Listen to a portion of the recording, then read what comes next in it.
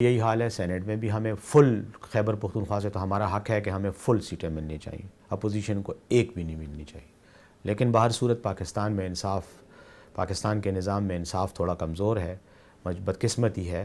اور خاص طور پر گزشتہ کچھ عرصے سے تو الیکشن کمیشن نے تحریک انصاف کے ساتھ دشمنی کا ایک سلسلہ شروع کیا ہوا، ایک مہم ہے اینٹی پی ٹی آئی، جس کے تحت ہر وہ اقدام کیا جاتا ہے کہ تاکہ پی ٹی آئی کو اس سیاسی پروسیس سے آؤٹ کیا جائے.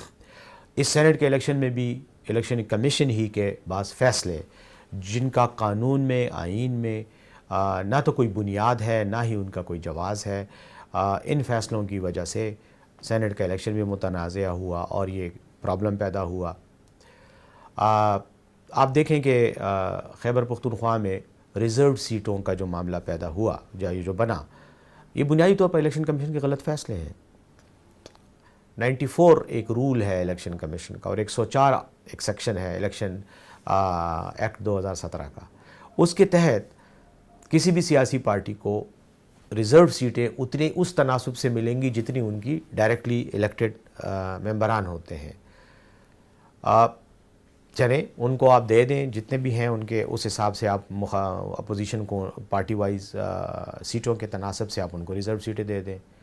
لیکن یہ کہاں لکھا ہے سیکشن 104 میں یا سیکشن رول 94 میں؟ آپ خود پڑھ کے دیکھ لیں کہ وہ پارٹی جو فرض کرے سیٹیں تو 10 جیتتی ہیں، ان کے حساب سے فرض کریں ان کی، میں مثال رف سی دے رہا ہوں، ان کو 8 سیٹیں ملنی چاہیے ریزرو. ان کو وہ حق دینے کی بجائے کیا یہ گیا ہے کہ جو پی ٹی آئی کی سیٹیں تھیں، جو پی ٹی آئی کو ملنی چاہیے تھی، وہ بھی ان میں تقسیم کر دی گئی. یہ الیکشن کمیشن کی ایک نئی اختراع ہے، ایک نیا طریقہ کار انہوں نے ایجاد کیا ہے.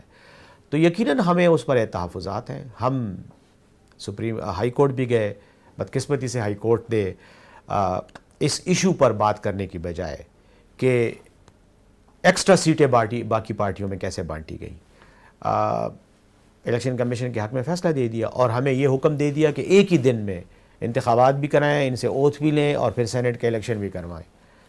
تو عملی طور پر یہ ناممکن ہے. میرے خیال میں ہمارا یہ موقف ہے کہ ہائی کورٹ نے اس انداز میں اس قانونی نقطے کو نہیں دیکھا جس انداز میں اس کو دیکھنا چاہیے تھا. ان کی ہائی کورٹ کی جو تشریح ہے وہ قانونی طور پر غلط تشریح ہے.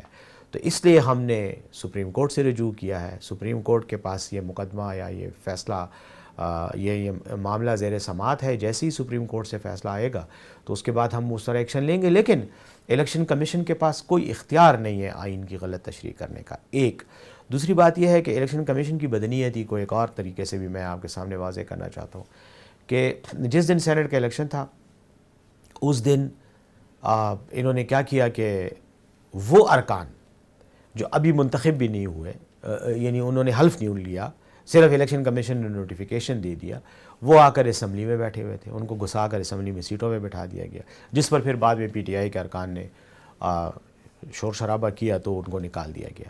اور پھر الیکشن کمیشن نے یونیلیٹرلی فیصلہ کیا کہ ہم الیکشن نہیں کرائیں گے جب تک یہ معاملہ حل نہ ہو. الیکشن کمیشن کا رویہ انتہائی متعصبانہ ہے.